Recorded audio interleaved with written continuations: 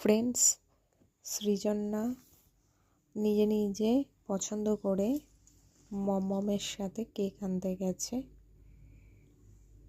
তো দেখো কোন কেকটা নিলাম, পরে তোমাদের সাথে। Happy birthday to you, happy birthday to you.